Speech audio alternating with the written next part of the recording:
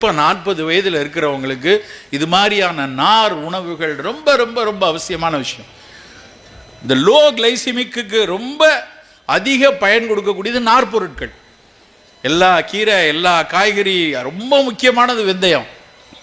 தாவர பொருட்கள்லேயே அதிக நார் சத்து உள்ளது வெந்தயம் தான். சாலிபிள் ஃபைபர், இன்சாலிபிள் ஃபைபர்னு ரெண்டாக பிரிப்போம்.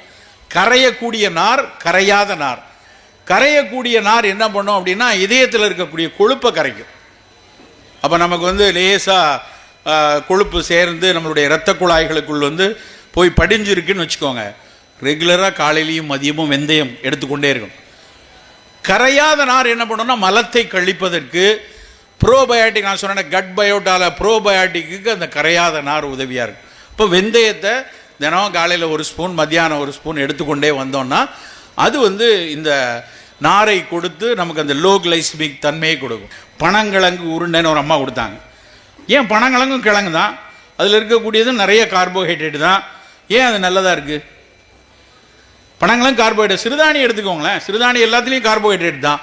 சில பேர் சண்டை போடுவாங்க, சார் அதுலேயும் 70% கார்போஹைட்ரேட்டு, இதுலேயும் அரிசிலேயும் 75% கார்போஹைட்ரேட், என்ன சார் பெருசாக வித்தியாசம்?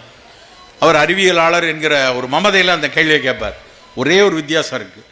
என்னன்னா இதில் எல்லாத்துலேயும் ரெசிஸ்டன்ஸ் ஸ்டார்ச் இருக்கு. லேஸில் உடையாது. அரிசி உடையிற மாதிரி உடைஞ்சி வேகமாக அப்சார்ப் ஆகாது. அவை உடையணும்னா ரொம்ப நேரம் எடுக்கணும். அவை எல்லாம் கூட்டு சர்க்கரையாக இருக்கும், இல்லைன்னா அந்த ரெசிஸ்டன்ஸ் ஸ்டார்ச்சாக இருக்கும். அப்போ அது மாதிரி தான் பனங்கிழங்கும். பனங்கிழங்குல ஃபைபர் நிறைய, ஏகப்பட்ட நார் பொருள் இருக்கும். அந்த நார், ஏகப்பட்ட நார் இருக்கிறதுனால எப்படி கீரை சாதம் சாப்பிட்டா மெதுவாக அப்சார்ப் ஆகுமோ, ஏன் வயசானவங்கள்ட்ட சொல்கிறாங்க ராத்திரியில் கீரை கொடுக்காத, கீரையும் தயிரும் சேர்த்து சாப்பிடாத.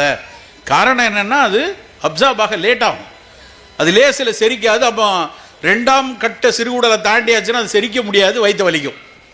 முருங்கைக்கீரை சாப்பிட்டா வயிற்று வலிக்குன்னு தாத்தா சொல்லுவாங்க.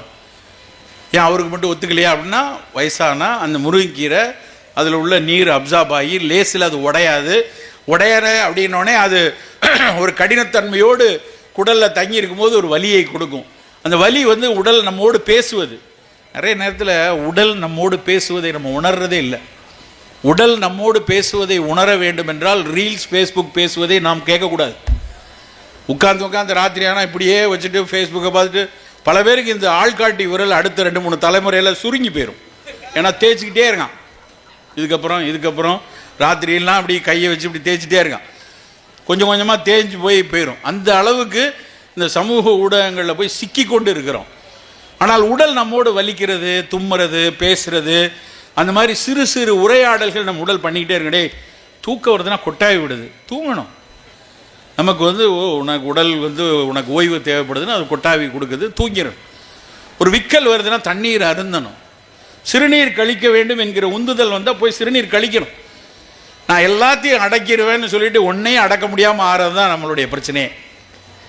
அப்போ அப்படியான ஒரு வலியை கொடுக்கிறது என்றால் அது எதுக்குன்னா அந்த பனங்கிழங்கினுடைய நார் பொருட்கள் அதில் உள்ள தண்ணீரை உறிஞ்சு அது மெல்ல மெல்ல போகும். வயசானவங்களுக்கு அது செரிக்க லேட் ஆகும். ஆனால் சிறு குழந்தைகளுக்கு 40 வயது, குறிப்பாக 40 வயதில் இருக்கிறவங்களுக்கு இது மாதிரியான நார் உணவுகள் ரொம்ப ரொம்ப ரொம்ப அவசியமான விஷயம். இந்த லோ கிளைசிமிக்கு ரொம்ப அதிக பயன் கொடுக்கக்கூடியது நார் பொருட்கள். எல்லா கீரை, எல்லா காய்கறி, ரொம்ப முக்கியமானது வெந்தயம்.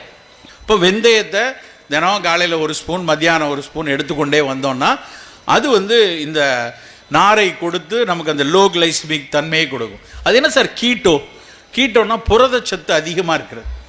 ரொம்ப பிரச்சனை என்னென்னா நம்ம நாட்டில் புரதம் மிக குறைவாக எடுக்கிறோம். ஆனால் நம்முடைய பல வேலைகளுக்கு, நம்முடைய எதிர்பார்த்தலுக்கு, நம்ம தசையினுடைய வலுவுக்கு, நம்முடைய எண்டூரன்ஸ், வேகமாக ஓடணும், ஒரு வேலையை காலையிலேருந்து இரவு வரைக்கும் ஓய்வில்லாமல் செய்யணும், எல்லாத்துக்கும் புரதம் வேணும். ஆனால் நம்ம சாப்பிட்ற புரதம் பாருங்கள், அது வெஜிடேரியன் சொல்கிறோம் இல்லையா, அது ஆக கழிவு. என்ன பிரச்சனை அப்படின்னா புரதம் முட்டு தான் இருக்கும். ஆனால் வெஜிடேரியன்னு சொல்லிட்டு நம்ம வெஜிடபிள் சாப்பிட்டா பரவாயில்ல, வெஜிடேரியன்னு சொல்லி நல்ல தட்டில் ஒரு 80% வெஜிடபிள் வச்சு கொஞ்சோல சோறு சொட்டா அவனை பாராட்டலாம். ஆனால் வெஜிடேரியன் எல்லாரும் சோற்றேரியனாக தான் இருப்பாங்க. முழுக்க சோறு, கொஞ்சம் போல காய், நான் தொட்டு சாப்பிட்றேன் சார், அதுக்கு பேர் பிரயோஜனமே இல்லை. வெஜிடேரியன்னா நிறையா, கொஞ்சம் அவரைக்காய், கொஞ்சம் கீரை, கொஞ்சம் வெண்டைக்காய், கொஞ்சம் பத்து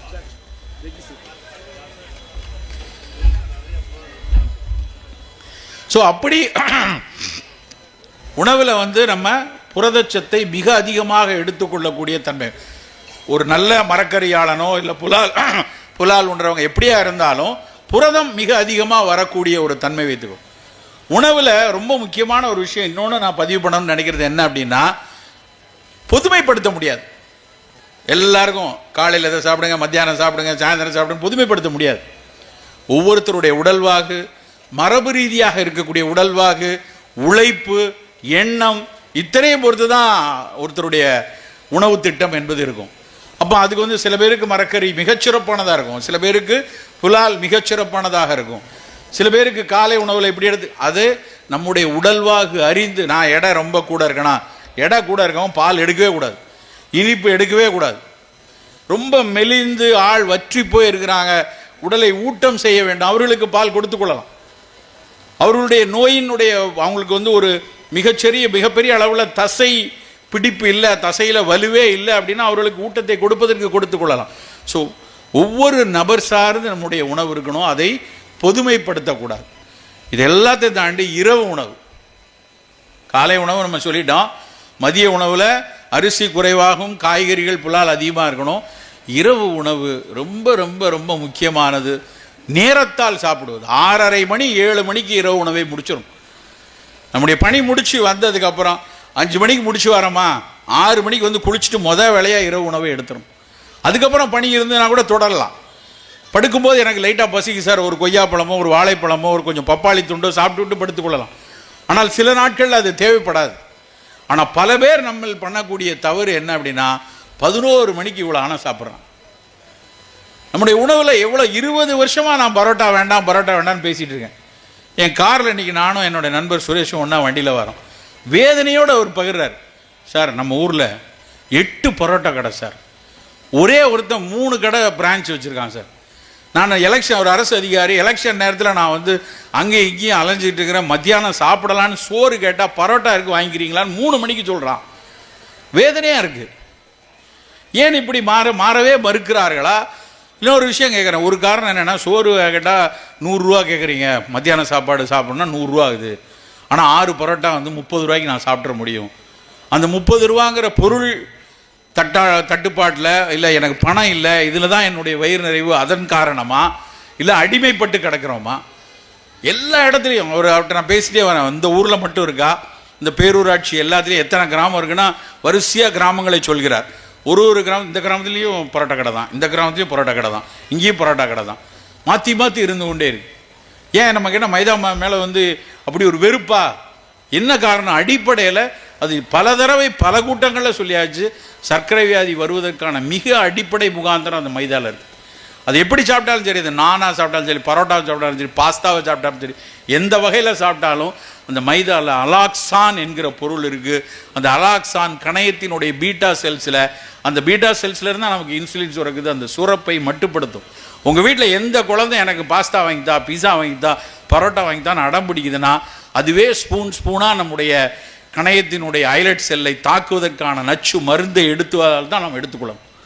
ரொம்ப கவனமாக இருக்கணும். சில இடத்துல வேண்டாம்னா வேண்டாம், தேவையில்லை, நமக்கு அவசியமற்ற பொருள், அது நல்லதா கெட்டதா ஆராய்ச்சி பண்ணியிருக்காங்களா, எந்த நாடுகள் எல்லாம் பயன்படுத்துகிறாங்க, அதெல்லாம் தேவையில்லை, நமக்கு அவசியம் இல்லை, அது வேண்டாம், தேவையில்லை என்கிற விஷயத்துக்கு பின்னாடி நம்ம அதுக்குள்ளே என்ன சான்று இருக்குன்னு தேடி செல்ல வேண்டிய அவசியம் இல்லை நண்பர்கள்.